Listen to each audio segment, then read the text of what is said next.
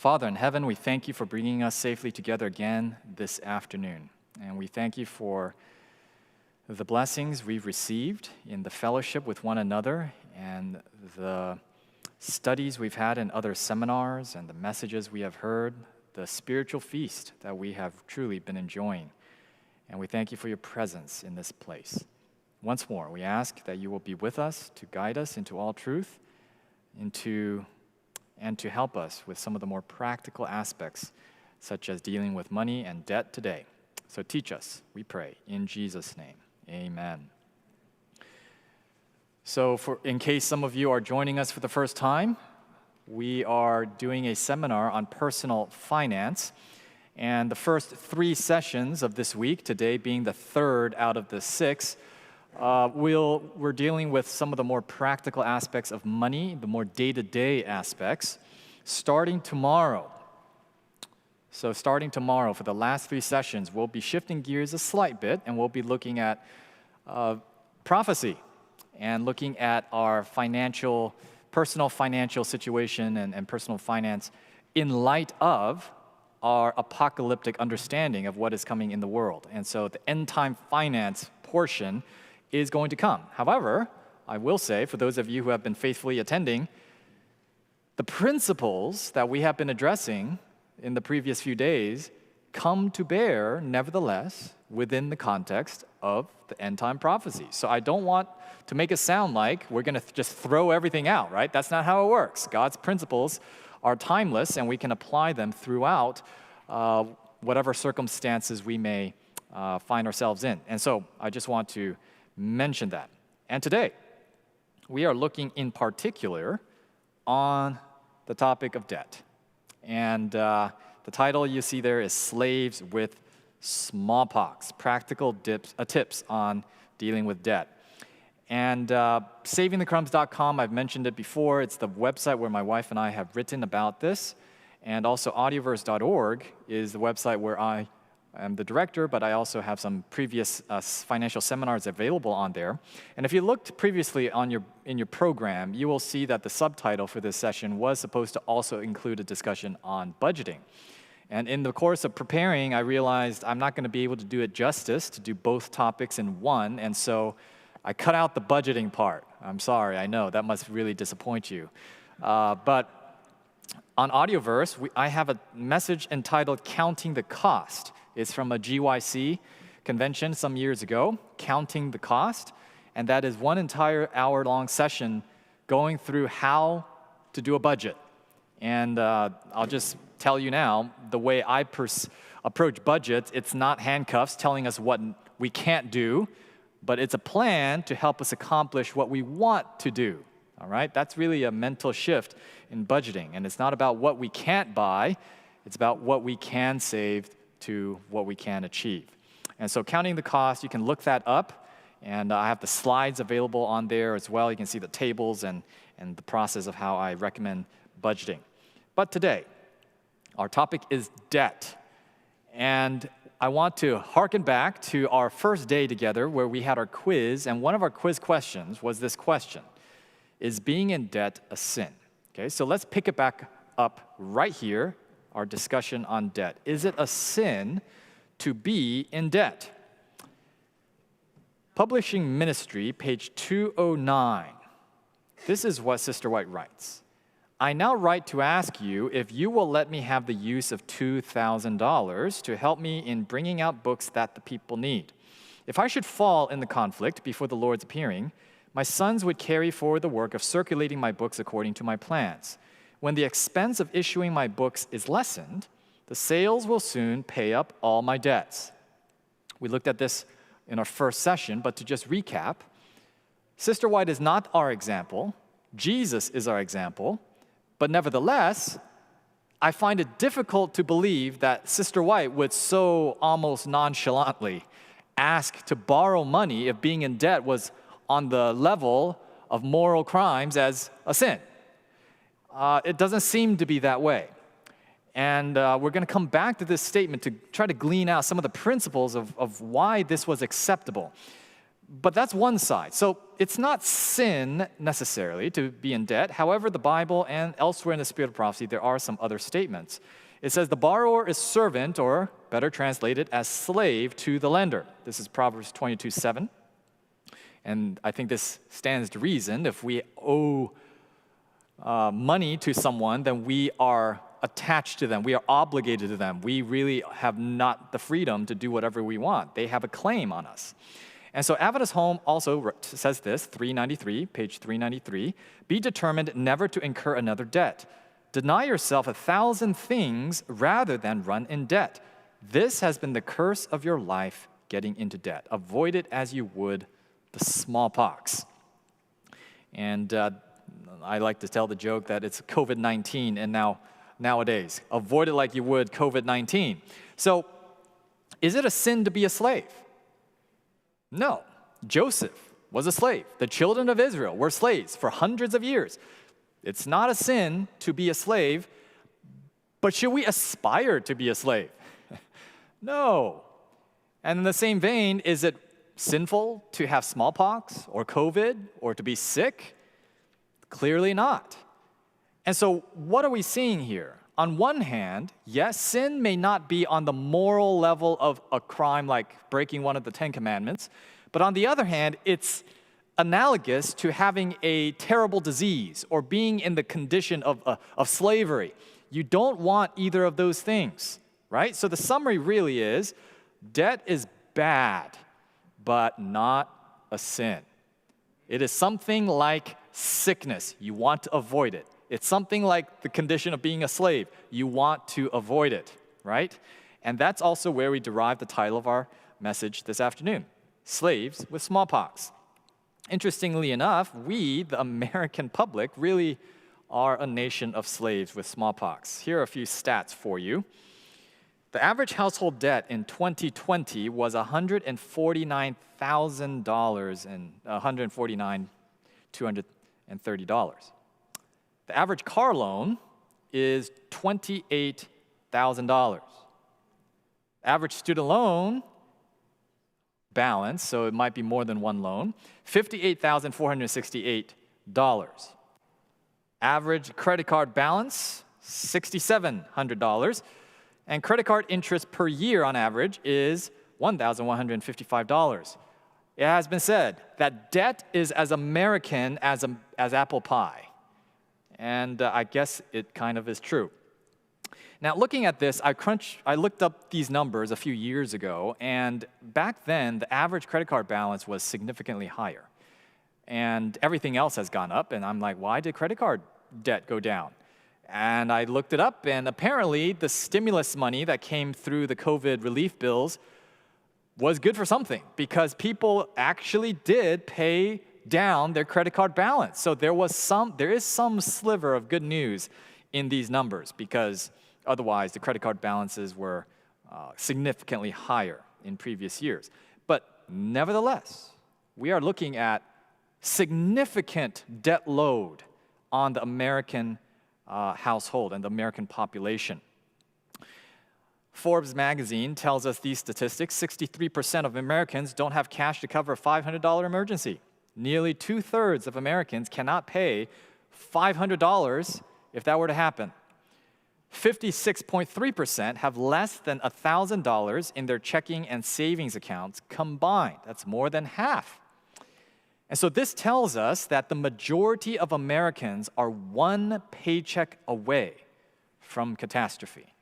Living paycheck to paycheck, we've heard that saying. It actually is a real thing, and it affects not just the lower class, the poorer classes. It actually affects people all the way up the income levels.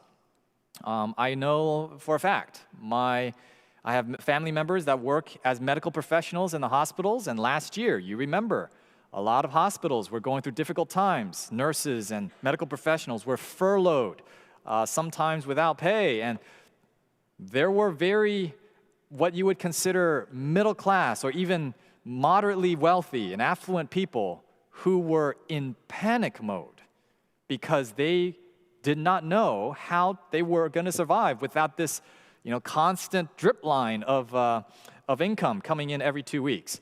And so this is not just talking about the poor. This affects people even with higher levels of income. So the question today is, so when is it okay to have debt? So we live in a world in which debt is very commonplace. Is it ever appropriate?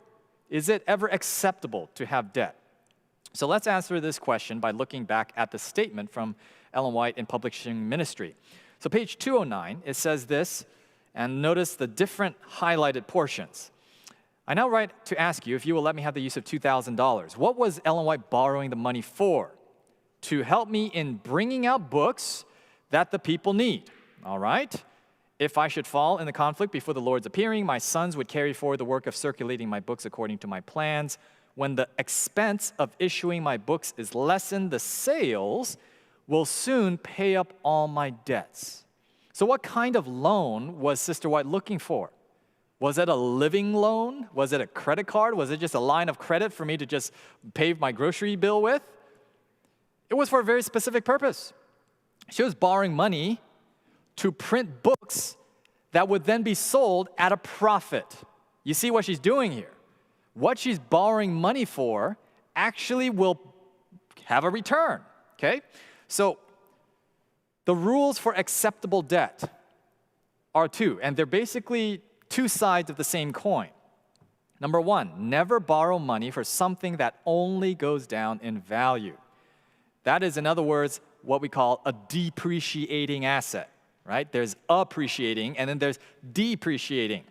So if you're buying something that only goes down in value, that is not something you should be paying with interest, right? Buying on interest.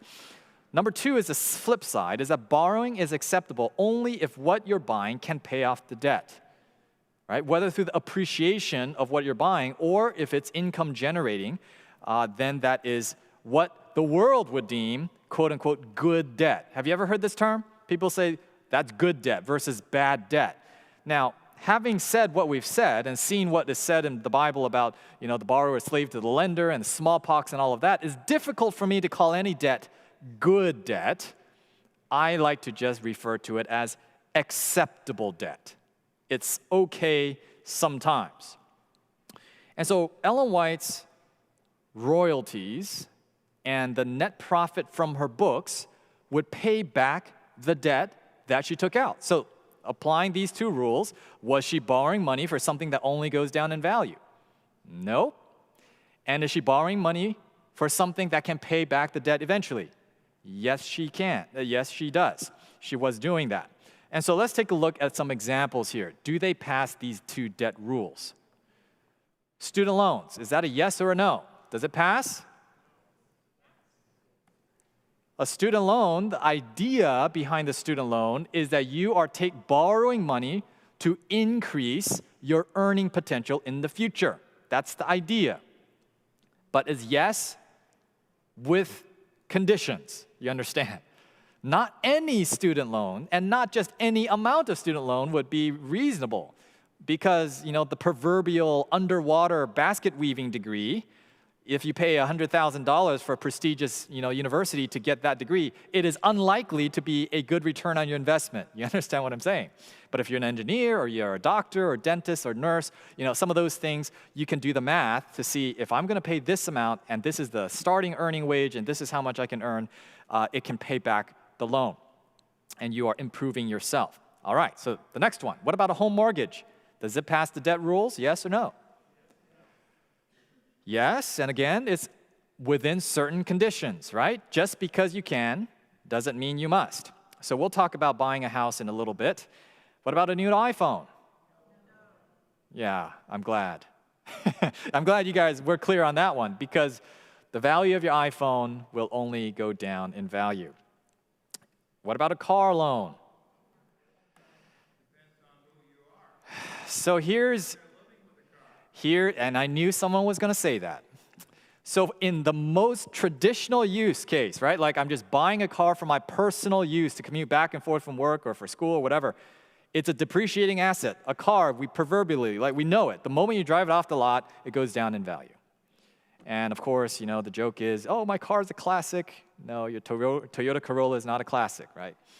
But the car loan might be appropriate if, let's say, you were in business, right? And you have a vehicle that actually generates income. So there is obviously some leeway in there. But for most people, for personal use is what I'm referring to, a car loan doesn't pass the rules because a car is a depreciating asset and it doesn't pay back the loan. There is a question. Right now, I can take my used truck and get more out of it than I paid for it. That's a good point. We're actually going to talk about that in just a moment. So we are living in a fairly unique situation with the price of used cars. So hold on to that point.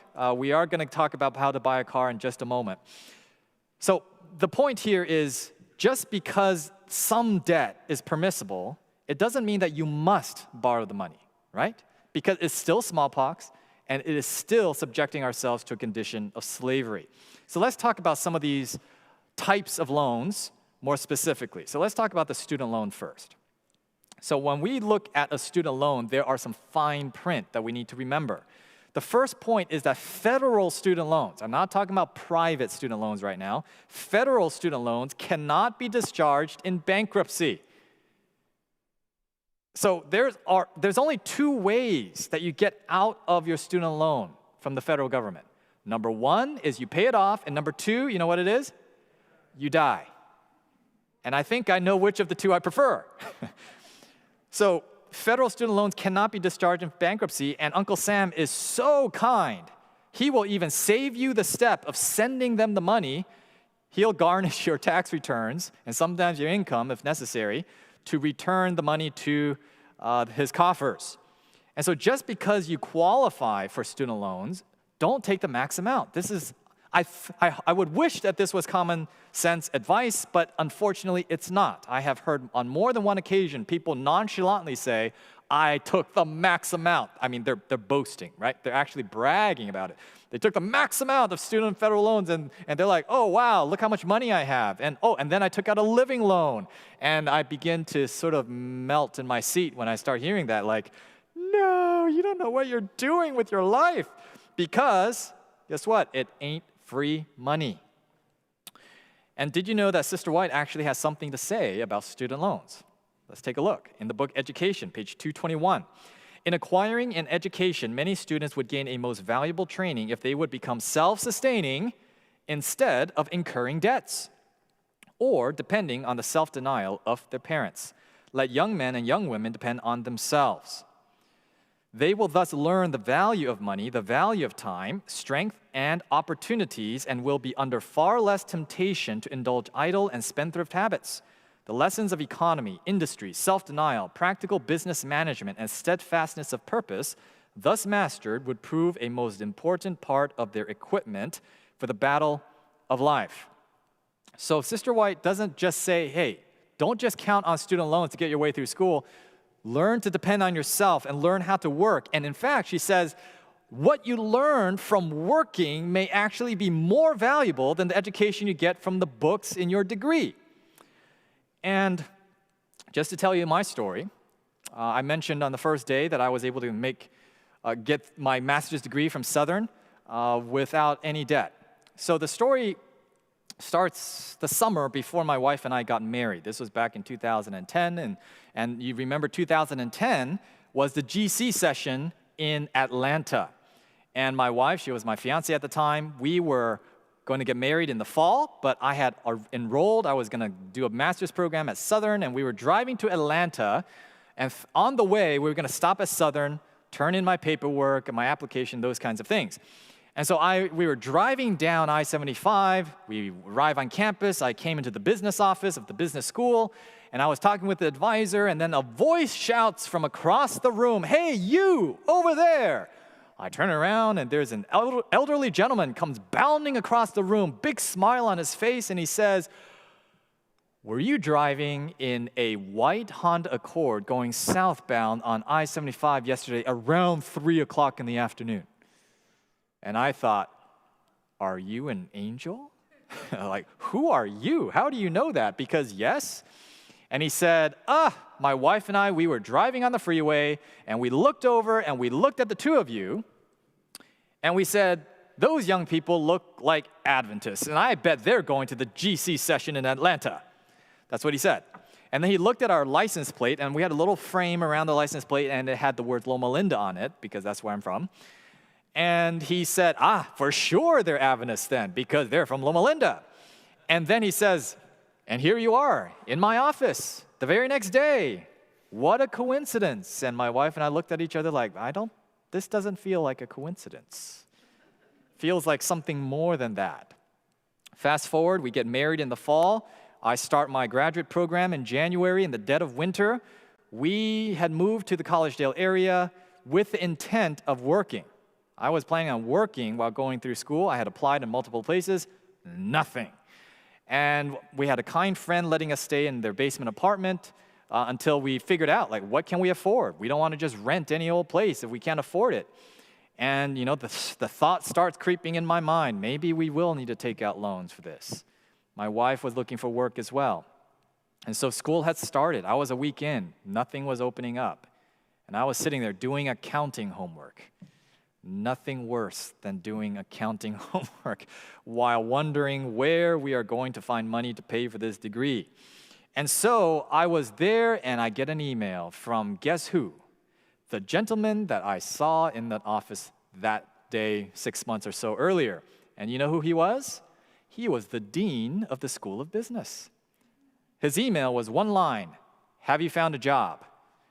I responded to him so fast, there was smoke coming out of my keyboards. And he said, okay, come see me in my office right now. So I said, great, what an excuse not to do my homework. The dean needs to see me. So I drove over back to campus, and long story short, there was a brand new graduate assistantship opening up, working for him, specifically under him, and I was the first person that came to mind. Why do you think I was the first person that came to mind?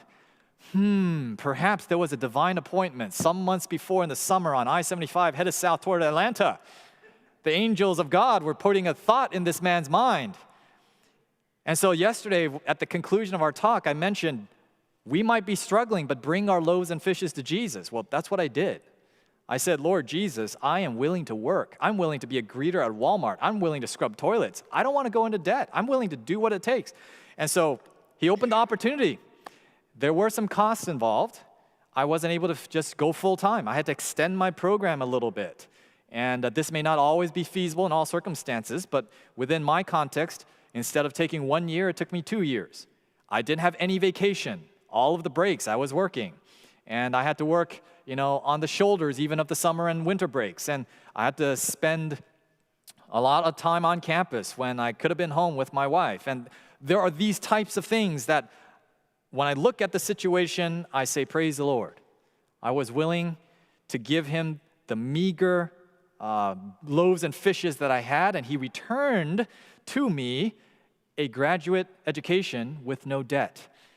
And my story is certainly going to be unique. Your story is probably going to be unique, but the point of the matter is, if we take God at his word, there are important equipment that God can give us if we choose to rely on ourselves. So I hope that was a little inspirational for some of the young people out there, or maybe parents and grandparents. You can pass that on for the young people. You don't always have to go for the student loan first, right? That doesn't have to be the first option. All right, let's talk about buying a car now, okay? Buying a car without a loan. You guys are a very kind audience because I have had audiences where I say it is not appropriate or we shouldn't borrow money to buy a car, and I feel like they're about to stone me. So maybe you guys feel that inside and you're just holding it in. I appreciate that. But let's talk about this, all right? So the average car payment in the United States is about $500 for 68 months. Okay, so if you add that up, total payments are roughly $34,000 total. And that roughly makes sense, right? Most of the cars on the road, the general price range, right? The average is probably about $34,000, maybe a little less, once you include interest. But here's the secret to buying a car without a loan. Okay, you ready for it? And that is, if you can afford the car payment after you make the purchase, you can afford the payment before you buy the car. Have you ever considered that? When people go into the dealership and they sign on the dotted line, and now they're like, oh, I've got a $500 payment every month. Somehow, the money magically appears. Where was the money just a month before? Does something change in our life when we sign the dotted line? Something changes is because now we have a master, right? No man can serve two masters. You cannot serve God and mammon. Well, we've got the lender, basically, with the chain around us, the ball and chain, saying you got to make your payments. So that's really all there is to it, right? Pay yourself your car payment and then go to the dealership. So let's break this down. So buying a car, step number one, be willing, and this might be the hardest step of all, be willing to drive a cheap, temporary car. And that's the key word, temporary. It's not forever. Be willing to drive a cheap, temporary car for a while. Number two, while you pay yourself the car payment. That's just a fancy way of saying save up, right? And then use the amount that you have saved plus the equity in your car to upgrade to a nicer car in cash, and then you just rinse and repeat. And just like our brother said right in the front here, used cars are going for a pretty penny these days, right? So this can actually, your car may actually be worth more in a twist of events than normally it would be. So let's put some numbers to this, all right? Number one, let's say we buy a $2,000 temporary car, all right? And we start with that, and then we save the $500 per month, the average payment. You fill in the blank, whatever the payment is for you, for 12 months. So now you've saved us $6,000, plus you have the equity in your car. You sell that temporary car, which, by the way, when a car is only worth $2,000, there is unlikely to be much of any depreciation, even if you put on another 10,000, 15,000 miles over the 12 months, and you buy $7,000 or $8,000 car. And then you save again $500 a month for another 12 months. Now you have $6,000. And at the end of 2 years, now you can upgrade, sell the other car, right? With the $6,000, you add it together, roughly $12,000, $14,000. And you've upgraded in just 24 months from a $2,000 car to a roughly $12,000 to $14,000 car. You do that another time, and you're up to almost 20 grand. And you can imagine, you can just continue doing this, and you're continuously getting a nicer car each year without ever going into debt. Or the other way to do it, you just buy your $2,000 temporary car, you drive it for 68 months while you save up the $500,000, and then if you take your $34,000, you have enough cash then to buy an entire fleet of vehicles. Not that I would recommend you do that, but that's just to make a point. If you've driven a $2,000 car for 5 years, you're probably going to be fine driving another used car because your tastes have changed, right? But if you do want to go out and buy a brand new, $30,000 car or whatever, you have the cash to do it then. You never borrowed money for it. And so buying a car is like buying a depreciating asset, or it is a depreciating asset. Purchase it as you would a tool that would never increase in value. So I never recommend people to borrow money to buy a car. All right, so what about if we already have debt? How do we pay it off? So a couple points here. We need to own the debt. Don't make excuses and don't play the victim, because that just slows us down. If we're just busy, pointing fingers and making excuses, we're not making progress on getting out of debt. And there is no alternative to making big payments. Sometimes you might be able to negotiate. You might get, less than $1, right, per dollar that you owe, that you have to pay back, but it rarely eliminates the debt. That's debt forgiveness, and that's a rare thing. Now, make debt payoff the number one priority in your short-term savings plan, and then squeeze every dime out of your monthly spending plan or your budget to go towards your debt. And don't worry about other investments until your debt is paid off. This is a common misconception. People often ask me, I have debt. Can you recommend an investment that I put my money in that can, explode in value that then can help me bury my debt quicker? That's a very dangerous way of thinking because it doesn't take into account risk, right? Because if you're looking for a high rate of return in your investments, it always comes with risk. And the cost, or rather the investment may actually go down in value over time, and then you're up a creek without a paddle. You've got your debt over here, and you've got your investments that have lost value over here. Now, there is one mild exception, and that is if you have a home mortgage with a fixed rate, low interest rate, then sometimes it is appropriate to invest in other things even while you have a home mortgage. especially right now with interest rates as low as they are. And so the last point here, we want to use the debt snowball method to pay off your debt. So what is the debt snowball? Okay, let's take a look at it. When we take a debt snowball is we list our debts from smallest to largest by balance, okay? The smallest amount owed to the largest amount owed, and we make minimum payments on all of the debts except the smallest one. And we have focused, intense effort on the smallest debt, and we pay that off first, and then you roll all of the extra into the next smallest one, and you attack them one at a time. And so let me give you an example of a debt snowball. So this person has 2 credit cards, a car loan, and a student loan, so $38,500 total. And if they have $1,000 a month to apply towards the debt, you notice immediately, 1 month, in month 1, they will have paid off credit card 1. And in 4 months, both credit cards would be done. So it would feel, even though on a, when you sum up the total of the dollars owed, it's not halfway, but the way that it's listed in your list, it feels like you've made you're halfway there, right? You've been able to scratch 2 things off. After 1 month, bam, I'm 25% done, it feels like. And then 4 months later, bam, it feels like I'm halfway done. And this, you might be thinking, well, that's just a mental game. It is. And this is called behavioral finance. And there have been research done that there are certain idiosyncrasies with human instinct and human emotions that prevent us from making the most rational decisions. And so yes, there are other methods, we'll talk about one in a minute, that you might save more money on an absolute level. But to maintain the momentum and the energy of being able to pay off everything, this method tends to work the best. And so a payoff in about 39 months or 3.25 years using the debt snowball.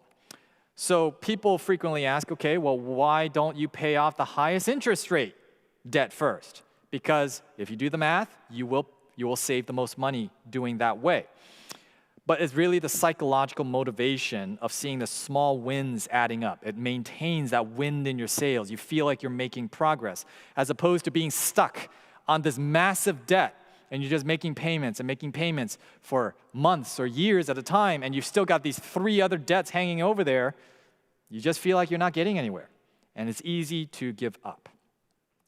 But in either case, it's better to pick one or the other rather than just going and not paying it off at all, right? So that is ultimately the point. And I always like to tell people this: paying off your debt is the best investment. If you regret being debt-free, it's easy to undo it. You can always go back into debt. Not so easy getting out of debt, easy to get back in. And there's one other point I forgot to mention about investments versus paying off your debt. So let's say you have a credit card with 25% interest rate. How much do you have to earn on your investments over here in order to just break even with what you're being charged with interest over here? 25%, right? That's how the math works out. So if you have an investment over here that's earning 25% and you have a credit card that is charging you interest 25%, you're just breaking even, right? And so if you are able to pay off that credit card at 25% interest, you have just earned a 25% rate of return on your investment. So in that sense, paying off your debt really is one of the best investments, and it is risk-free. It reduces your risk when you do that. And so speaking of credit cards, let's talk about that next. Talking about debt, we have to talk about credit cards. And with apologies to Dave Ramsey, I know you know who he is, and he has very strong views on credit cards. This is one area where I diverge from his teachings. Credit cards, I don't believe credit cards are dangerous. They're just pieces of plastic or just numbers, digital numbers in your account. But credit card use without self-control is dangerous. Just like everything else in personal finance, it's not the financial side that's the problem, it's the personal side that's the problem. But having said that, I do admit it is possible to live without credit cards. You don't have to have credit cards. Because I've heard people on the other extreme say that too, like, oh, you got to have credit cards. No, you can live without them. But also, I do have to admit that credit cards have benefits. So there's cash back, there's points and rebates and things of this nature. And also there's purchase guarantees and extended warranties, rental car insurance, travel perks, a lot of those types of things. So proper credit card usage, there's really 2 main points that we need to remember when it comes to using credit cards appropriately. Number one, and this goes without saying, I hope, but don't use credit cards to buy stuff you don't need, right? That's where the budget comes in. And never carry a balance month to month. Pay off your card every month. And if you cannot abide by these two guidelines on credit card usage, then you should cut them up. Because earlier we said credit card without self-control, right, is the problem. How do you know if you have self-control or not? Well, these are the two rules. If you're buying stuff you don't need, and or you're not paying off your card month after month, that is clear objective evidence that you don't have the self-control. So in that case, cut up the cards, the plastic surgery, as they call it, go off, take the auto charge, right, on all of your subscriptions and whatever online, take off your credit cards and stick with using a debit card or with cash. However, the flip side, if you do use credit cards, you should use your credit cards, let me put it this way, you should charge as much as humanly possible on your credit cards. You might find that strange to hear, but it's because of the financial reasons behind how commerce is conducted today. So you see on there are also rewards as well. So so we're earning rewards. And I know that sometimes even guys like Dave Ramsey, they get on their little hobby horse and they make the statement that you pay less, or rather the merchants charge you less if you pay with cash. Sometimes that's true. Sometimes. Not generally the case anymore. Everybody shops on Amazon, right? Walmart, Target, Best Buy, all of the big merchants, the dirty little secret is that the credit card transaction costs are baked in already to the prices that they list. So everybody pays them because they already know that the cost of doing business, of allowing to Visa, MasterCard, and American Express and Discover to be able to accept them, that's just the cost of doing business. And so to insist on not using credit cards, you're actually leaving money on the table. And so there are only two gears, if you will, to use a car analogy again, when it comes to credit cards. You either don't use them at all, like zero, or you put everything possible on the card, right? Because when you put everything else on the card, as long as you have the self-control to pay it off every month, and you're only buying stuff that you need, right? Then you are getting the rebate back that would have gone to other customers or would have just gone to the credit card company. So whether it's in cash back, 2% cash back, or travel points, or hotel points, or reward rebates, whatever you have it, you are not leaving that money on the table in that case. And so the final point here about those rewards, sometimes we get a little trigger happy and we see all the bonus rewards, right? The letters in the mail, like, oh, I get a bonus 500 points or 2,000 points if I just spend this much in the first 3 months. And then it's possible, some of us might have done this, I know I'm guilty of this in the past, where I end up having a bunch of credit cards with these very small amounts of rewards, like scattered throughout, and it's not even enough to redeem. And it becomes very difficult sometimes to even juggle them, right? Like, which card do I use for this? Like, which one has the 3% off? That's very complicated.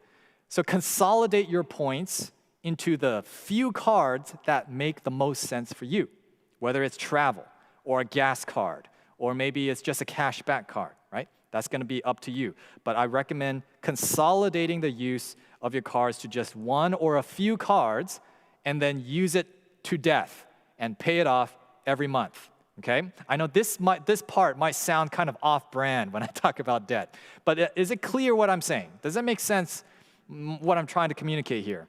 Credit card, I'm not saying to use credit cards to borrow money, but to use them wisely to actually get back the points that were already being charged. Okay, let's talk about housing now. Let me tell you the story about our house. I showed you this picture yesterday. This is the home my wife and I bought back in 2013, and we paid it off in 2 years. So we are going to be very transparent, and I'm going to give you my exact numbers. So we paid $185,000. That was the purchase price of our home, and it's a 3-bed, 2-bath home, 1,400 square feet. We have a little guest house in the back that's another 800 square feet or so. It's on 1 acre of land near Collegedale, Tennessee. I'm not going to give you my social security number. Don't worry. And our mortgage was $85,000. We got a 15-year fixed rate mortgage at 3.49% interest. You know, when I first put this presentation together, this interest rate was quite impressive. But recently, if you look at the interest rates, this is like way more than what you can get nowadays. So interest rates have gone down quite a bit. And so our monthly minimum payments were $607.24, but our actual payments that we made averaged $3,700, and we had a $100,000 down payment. And so everybody always asks, what's the secret? What's the secret? How did you pay off your house in 2 years? Well, those bottom two lines, that's the secret. I'm sorry to break it to you, there was no magic pill or magic secret financial, sophisticated trick to do this. We just paid a lot of money in our down payment and our actual payments. So you must be wondering, how did you do that? So the big down payment is all my wife's fault. And I say that with tongue-in-cheek, obviously. My wife had a dream since she was young to buy her first house in cash. And so whenever she got a nursing degree, and ever since she got her first job, she's been saving up like a crazy woman. And that's why I married her, right? Best financial decision I ever made. And so after we put the down payment, so the $100,000, right? She'd been saving for years before that. We were both working at the time because we did not have a baby yet. And we did the math and we realized, okay, we're both working. It is conceivable for us to pay this house off within this very, very short time frame. And so we made the decision that we can knock this out and then start the family. And that would help us with our budgeting and cash flow on the other end because we wouldn't have monthly payments on the house, which is typically, for most people, the largest monthly expense. And so we took half of our salary, one entire salary of our two working people, and put it towards the house, and actually a little bit more than that. And so nearly all of our savings went towards the mortgage, and we averaged 6 times the minimum. So that's how we did it. And it's all about the savings rate, right? Saving the crumbs. That's what we're about. Gather up the fragments. We talked about it yesterday. And so the benefits is that we get to live rent and mortgage free, eliminating the single largest expense in our budget. And so this was really the big reason why my wife was able to stay home after we had our baby while I was working in a ministry job. Our salary took a massive hit, but our expenses also was significantly reduced because we didn't have a house payment anymore. Okay, so that was our trade-off there. And we also own our home now instead of the bank, and so there's no risk of foreclosure. And it opened up our free cash flow for other savings. So we also were able to invest in solar panels. We put solar panels on our house, and since that time, we have not paid a dime in electric bill. Our home is on electric. We don't have gas or propane or anything like that. It's all electric. And so our solar panel, every kilowatt hour gets sold back to the grid. And actually, we've been building up credit, and the solar power or the electric company has been paying us. So that's nice. And we were able to pay off the mortgage the very same month our first child was born. And I already explained how that allowed us to have one parent stay home. And it's just one less thing to stress about. And so that's how we did it, and that's how the math shook out for us. And I want to make it clear, we do not prescribe this as the way for everybody to do, right? That's not what we're trying to say. But there are always room for improvement, right? There's ways that we can look to be more efficient with our means. And if we were not able to pay off the mortgage in such a short amount of time, it's unlikely that we would have gone this route. I'll be perfectly frank. We probably would have been paying off the mortgage slightly faster, but not quite that fast, while still reserving some money for other type of savings along the way, and we would have still had a baby, right? And those things would have still happened, but the strategy would have been slightly different. So your story may certainly be different. And so what about the interest? We had a 15-year fixed-rate mortgage, and the total interest, if we had just made minimum payments, would have been $24,000, $24,300. But because we paid it off in 2 years, we paid only $3,300 in interest, saving us $21,000 in interest. And this is actually the hidden cost of mortgages that most people just don't usually calculate because we don't feel it. Monthly payments go out, and over a 15 or even a 30-year mortgage, you never knew that the 21,000 or the 200,000, whatever it is, amount of interest that we paid had left our wallets. It's an invisible cost that doesn't feel painful to us, but nevertheless, the math is still the math. And so and of course, I'm comparing this with a 15-year mortgage. If it was a 30-year mortgage, the difference would have been even that much more stark. All right, but then there's the question, isn't a mortgage good for my taxes? All right, let's talk about this a little bit. First of all, your mortgage interest, only the interest can be deducted from taxes, not your full payment. Sometimes that's easy to be mistaken. And the deduction only applies to the people who itemize their deductions. And most people don't. And if you remember, in 2017, there was the Tax Cut and Jobs Act in which the standard deduction was about doubled. And so even fewer people now itemize their deductions. And so the mortgage interest certainly can help take the edge off. Like, I'm not saying don't take the mortgage interest deduction, but to buy a house and to have a mortgage merely to take the deduction is kind of, getting it in reverse. Because it's like saving, like I plan on saving by paying off or paying $1 to Uncle Sam to get 25 cents back, right? You save more by paying off the loan than you get back in the tax deduction. And my good friend Ed Reed, I think many of you know him, the Stewardship Director, North American Division for some time. He has a saying. He says, if your accountant tells you to keep your mortgage to save on your taxes, it's time to get a new accountant. And I couldn't agree with him more. And so hopefully that answers that question. And let's talk now specifically in closing about getting the dream house. Okay, so we talked about buying the car, strategy for that. Here's one strategy, not the only, but one way to consider how to get the house. So suppose our dream house is a $500 home out in the country. And we're going to talk about country living and things of that nature later in the week as well. What is the best way to purchase that house? Is it better to buy a small house first, pay it off early, or is it better to go straight for the bigger house if I can afford the payments? So this is a somewhat narrow example, but it's a common question that I have frequently asked. If I can afford the mortgage payment, shouldn't I just go for it? Like, just go for the biggest and just go straight for the one that I can afford. Why go through the starter home and have a stair-step method? Okay, we're going to take a look at the math. So we're going to look at the example of the bigs and the smalls, okay, two hypothetical families. They both plan to get into the $500 country home. The bigs decide to go straight to the $500,000 home, and they each have a $50,000 down payment.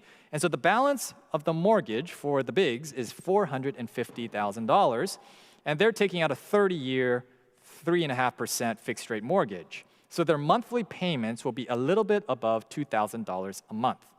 So after the first decade, they would have made $242,484 in monthly payments. Okay, this does not include their down payment. The smalls, on the other hand, they decide to buy a small home first, pay it off early, and then move up to the big house in the country. So they buy a $250,000 home. They also have a $50,000 down payment, but their mortgage is $200,000. They have a 10-year mortgage, 3.5% interest, and their monthly payments are a little under $2,000. They're pretty close, right, but more or less in the same range. And over 10 years, they have paid in monthly payments $237,326. Okay, that's the first decade, okay? That's where they started. But the smalls, notice, they got a 10-year mortgage, which means at the end of the first 10 years, they've paid off their house. Second decade, the bigs are continuing on their journey, 30-year mortgage, 3.5% interest rate. They're still paying their $2,021 per month. So another 10 years go by, and they have made another $242,484 in monthly payments. But the smalls, at the start of the second decade, they now sell their other house, and they move up to the $500,000 home. And their down payment now is the value of their other home, $250,000. So the balance of their mortgage now is $250,000. They take out another 10-year mortgage at 3.5%, and now their monthly payments are a little bit higher, $2,400, $2,472. And in those 10 years, they pay a little shy of $300,000 in monthly payments. All right. So let's take a look at the third decade. And I will make this note here.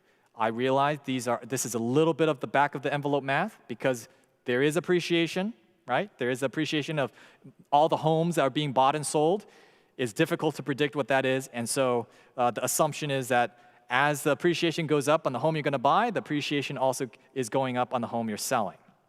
So in the third decade, the bigs are finally coming to the home stretch. Another 10 years paying the same amount, $2,021, and in total, for their $500,000 home, they would have paid $777,452. But the smalls in the third decade of this hypothetical story, they have no payments. They've already paid off their home. And so the total amount they paid for that home was $582,984 for a difference or savings of $193,468 compared to the bigs. And you notice how they did it. They paid off, they bought the smaller house, and then they moved up to the big house. And they were able to save money and pay it off faster. So, the summary. Both families ended up in their country homes. The small's mortgage payments was lower for the first 10 years, slightly higher for the second 10 years, and they had no payments in their third 10 years. The smalls ended up paying off their dream home 10 years before the bigs, and the smalls have also saved nearly $200,000 compared to the bigs in this example. So what was the benefit to the bigs? What did they get out of this? They got to enjoy the bigger home 10 years earlier at a cost of an additional mere $200,000. So the only trade-off for the smalls in this scenario was that they had to live in a smaller house for 10 years before moving up to the big house. And this is a hypothetical scenario, so the years and interest rates and the dollar amounts, obviously, those are going to change depending on each unique situation, but the principle remains the same. It is better to buy something, pay it off, and then move up than it is to just go straight for the big one and to make endless, long, large payments over a long period of time. And so getting the dream house, it's good to buy smart and to not let it become a nightmare. I will make this final note before we conclude. I know there are some questions about the hot housing market. We are still going to talk about that. But this presentation is somewhat isolated on just the nuts and bolts of how to do it, not necessarily taking into account some of the current events and the market dynamics that are going on right now. But we are going to address it in light of some of the end-time prophetic scenario that we're going to look at over the next few days. So I just want to mention that in case you're wondering. And that brings us to the conclusion of our presentation here. And so I'm going to close with prayer, and then we do have about 6 minutes or so after that for a few questions. So let's bow our heads, and then we can conclude our live stream as well.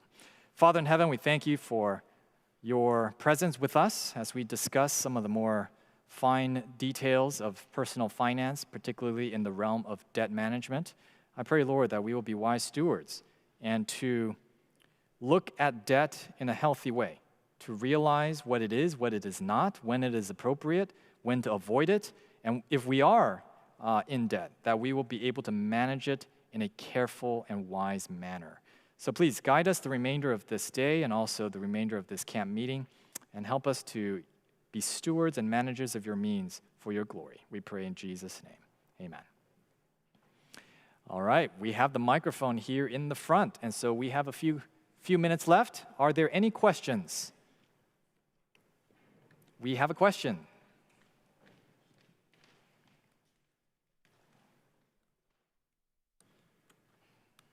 So if you have a 30-year mortgage and your interest rate is reasonable, let's say, in our case it's 3.45%, does it make sense to really focus on the goal of refinancing down to a 15 to save a percentage of interest, or is it better to just make extra payments on the 30? That's a great question. So for those who didn't hear, the question is if the homeowner already has a 30-year mortgage with a good interest rate, Does it make sense to refinance into a 15-year to maybe save a little bit? The answer is it depends on the math. I would crunch the numbers, depends on the size of the mortgage, obviously, as well. But if it is as simple as just making larger payments, rather than paying the additional closing costs of refinancing, then yeah, absolutely. I think having the discipline of just paying the extra payments, it will get you there in the same amount of time, and it will probably save you roughly the same. So I don't have a problem with that, but ultimately it depends on the exact numbers on that particular property and the scenario there. But that's a good question. Any others? There's a question up here in the front.